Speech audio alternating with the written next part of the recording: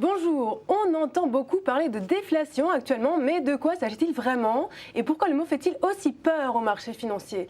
Eh bien, c'est ce que nous allons voir tout de suite avec mon invité du jour, Christian Biteau, professeur à l'ESSEC et qui préside aussi aux destinées de CBT Gestion, la toute nouvelle société de gestion qu'il vient de créer. Bonjour Christian. Bonjour. Alors, qu'est-ce que la déflation? C'est tout simplement l'inverse de l'inflation, c'est-à-dire la baisse des prix. La désinflation alors, qu'est-ce que c'est? La désinflation, c'est la diminution de l'inflation.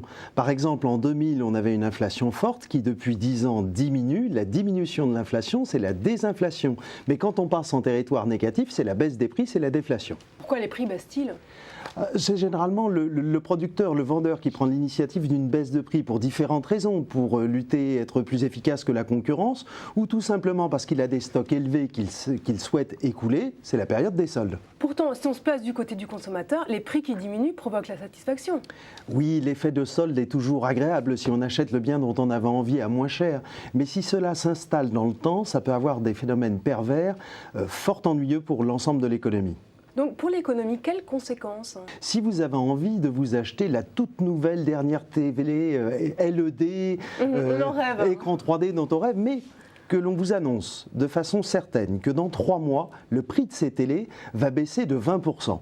Mais il y a tout de même une forte chance pour que vous attendiez ces 3 mois pour l'acheter à moins cher et à meilleur compte. Le problème, c'est que pendant ces 3 mois, le producteur de télévision n'a rien vendu. Donc son chiffre d'affaires a baissé de 3 mois, c'est-à-dire un quart d'année. Comme on mesure la production et le chiffre d'affaires sur une base annuelle, ça veut dire 25% des ventes et de l'activité en moins.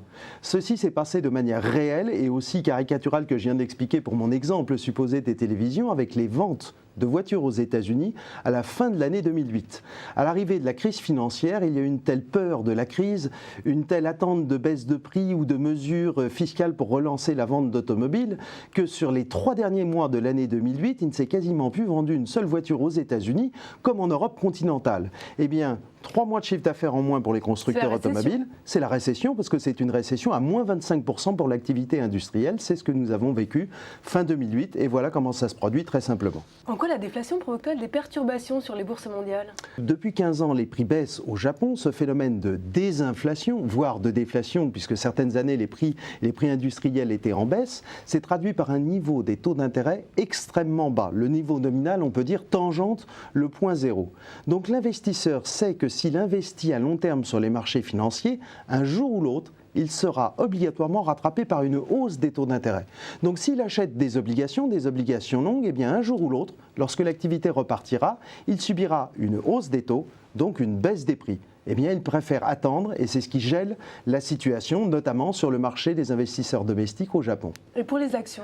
Pour les actions, c'est à peu près le même phénomène. On peut dire qu'une action s'évalue par ses bénéfices futurs actualisés au taux d'intérêt pour en trouver sa valeur présente.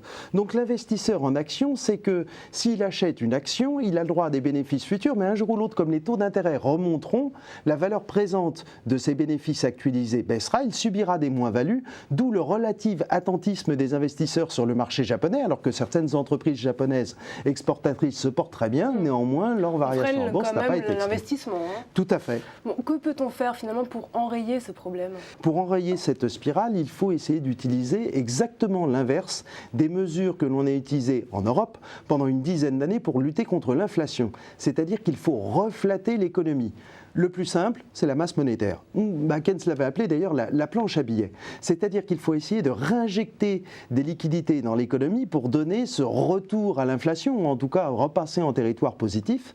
C'est exactement ce que les États-Unis aujourd'hui tentent de faire pour sauver leur économie, mais peut-être aussi l'économie mondiale, avec les programmes dits de quantitative easing. Le quantitative easing 1, maintenant le quantitative easing 2, avec plus de 600 milliards de dollars de liquidités injectées, c'est de la planche à billets. Souhaitons que ça réussisse. Merci Christian. Merci. Reconnaissez qu'on pouvait difficilement faire plus clair et court sur un sujet aussi sensible.